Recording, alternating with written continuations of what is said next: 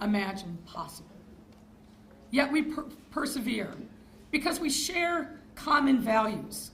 And it's important in this time for us not to forget our common values. There's lots of winds of division that blow here in Chicago, sadly, in our state, across our nation, and unfortunately, as we're seeing played out in vivid real time across our world. But we need to not lose sight of the fact that we are our neighbors, that we have to help those who are vulnerable and less fortunate in this time. And we may not all agree on the specific path to get there, but we have to come together with a common sense of purpose and know that as Chicagoans, we have a responsibility and as leaders an obligation to do our part from where we sit to make sure that our city is better and stronger because we are helping every one of our vulnerable residents in need. And that's why the work of this organization has been particularly helpful and impactful throughout COVID-19 and the pandemic that continues. And I want to acknowledge some of the things that have happened that we've been able to accomplish together in partnership. I must acknowledge the role of Muslim healthcare professionals who helped our city fight against the COVID-19 virus, and that work continues. When we decided to work with faith partners to help us launch Protect Chicago and Protect Chicago Plus and host vaccine clinics, one of the first people we called was your executive director, Abdullah Mitchell.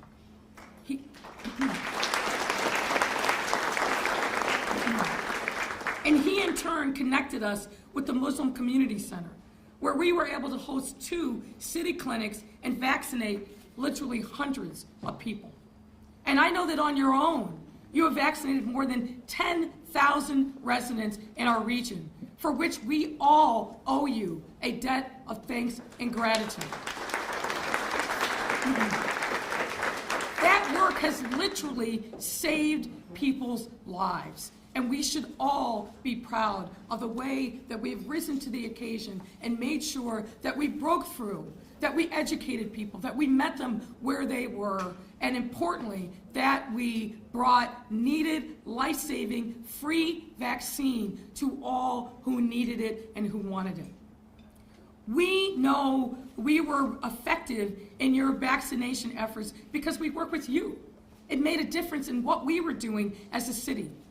That's what has been the backbone of what has been the most equitable vaccine program in the country, working in concert with trusted community partners, faith organizations who are able to authentically connect with communities. And that work is not done.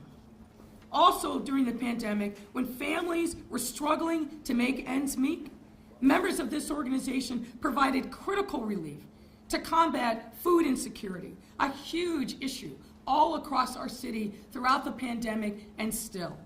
Working swiftly, you expanded the food distribution network and extended access to communities in need of fresh and nutritious food. Again, an issue that arose again and again throughout the pandemic and something that we worked in partnership with. And I'm proud to say we have the first ever mayor's office individual full-time whose sole job is to make sure that we continue to coordinate those efforts to fight food insecurity, to shut down the food deserts that plague too many of our communities. And again, you have been a leader in this work, and we commend you.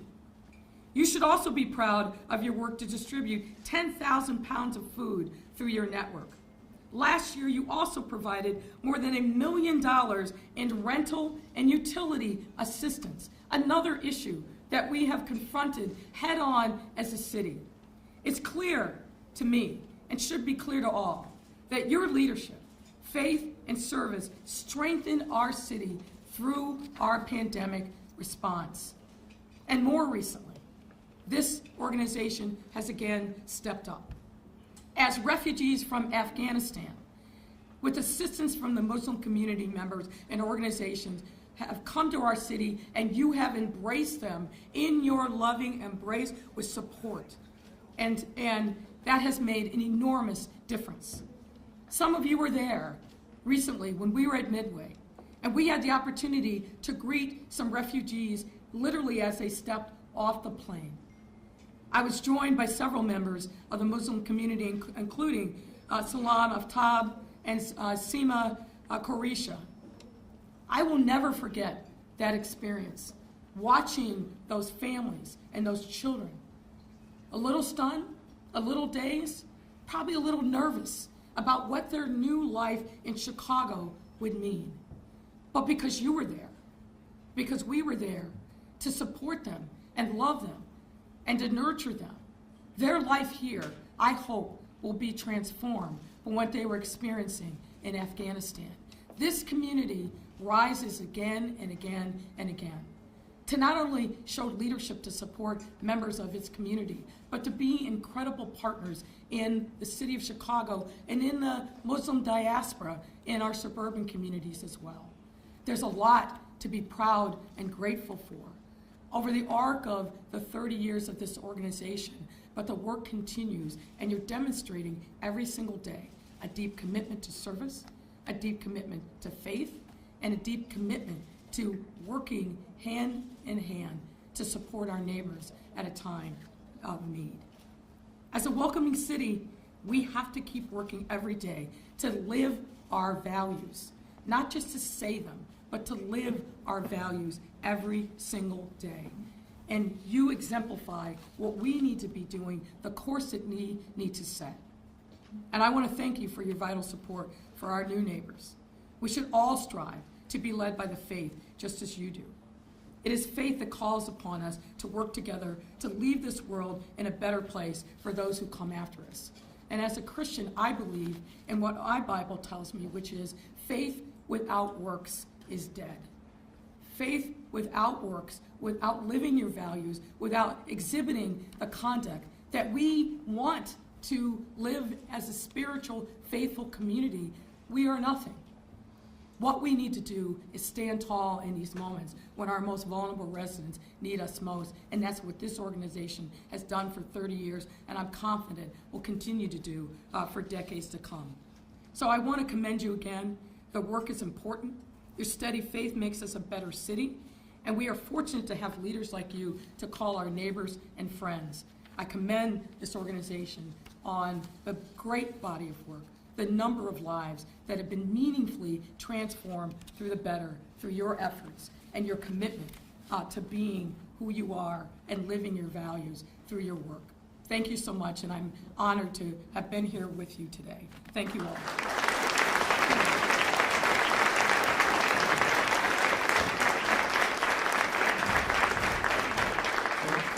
Thank you, Mayor Lightfoot, for uplifting Chicagoans, and thank you for what you do day in and day out. Thank you so much for being here today.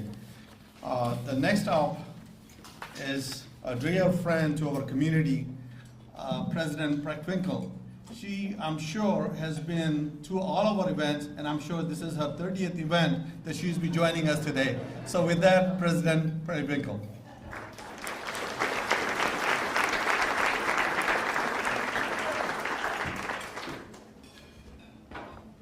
Good afternoon, everybody.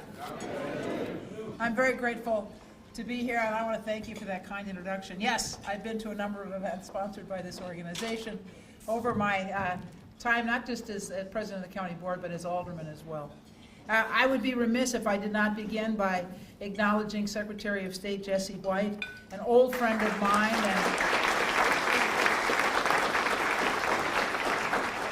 the longest-serving Secretary of State in the history of Illinois. So thank you very much. Thank you very much. We're grateful as well that the mayor could join us. And I just want to thank and acknowledge Barbara Abrahano, who's president of the Council of Religious Leaders of Metropolitan Chicago, who is the leader of one of the organizations who helped make this celebration possible.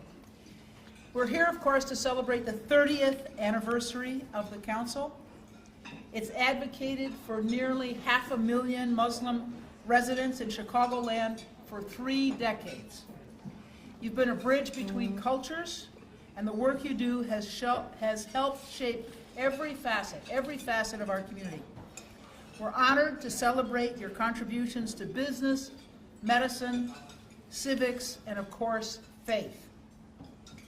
And speaking of faith, I know that many of you are preparing for Ramadan next month. So let me wish you Ramadan Mubarak. Cook County is proud to count you among our partners, and we look forward to our continued partnership. And again, we congratulate you on your 30 years of service and wish you many more. Thank you very much.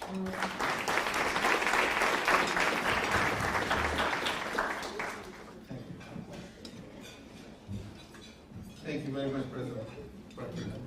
The next up is our Secretary of State, Jesse White.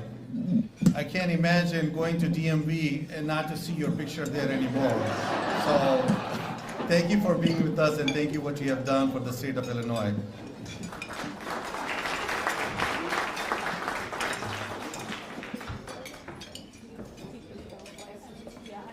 Thank you very much. It's a pleasure for me to be here with you today to break bread with my family. I want you to know that I'm in your purse for the ladies and I'm in the wallet for the men. I guess you know the rest of the story. Mayor Lightfoot.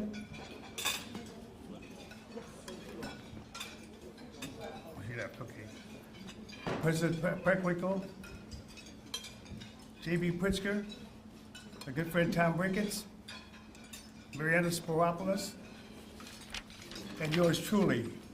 As was indicated, I'm the longest serving Secretary of State in the history of the state of Illinois, and I want to thank you for the job. No longer when you come to the DMV do you have to bring your duffel bag, sleeping bag, or your lunch pail. We try to get you in and out in a timely manner. 30 years in existence for the Council of Islamic, for the Islamic community, and I want you to know that you have helped a lot of people within this wonderful city of ours, and I want to thank you for giving, thank you for caring, and thank you for making a difference. I have a quick story I'd like to tell.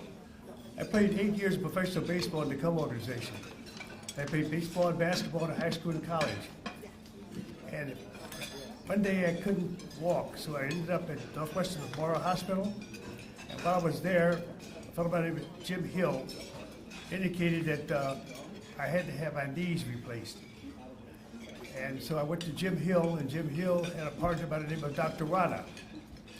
So they examined my knees, and then I was told that, yes, you have to have knee surgery. We're going to do one knee in a couple of weeks, and we're going to do the other one 6 months later. I said, no, Dr. Rana and Dr. Hill. I want it done at the same time. They said, well, you have to sign a stack of papers in order for that to occur. I said, well, where are they? So I signed about 50 papers. The bottom line is this. One day after leaving the hospital, I was walking down the street, the young man said, I heard you have to have knee surgery. I said, yes, I do. And he said, who's going to do your surgery? I said, Dr. Rana. He said, who's Dr. Rana? I said, well, he's a doctor at Northwestern Memorial Hospital. He says, you going to let a foreign doctor operate on you? I said, I don't care how he spells his name. I don't care where he's from. All I want is a good surgical procedure.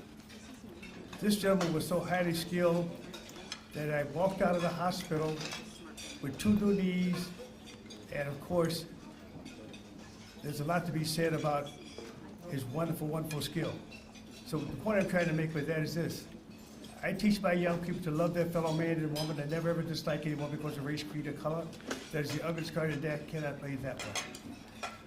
I also want you to know too, that when I talk with them, I tell them, I always want you to look up, the only time I want you to look down is to tie your shoes.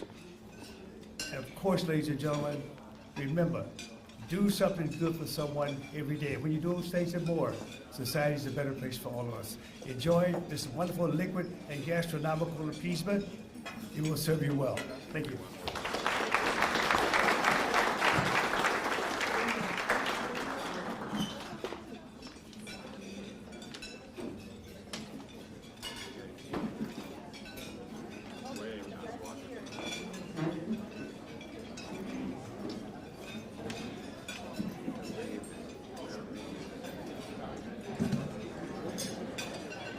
Please enjoy your lunch, and we'll continue right after lunch.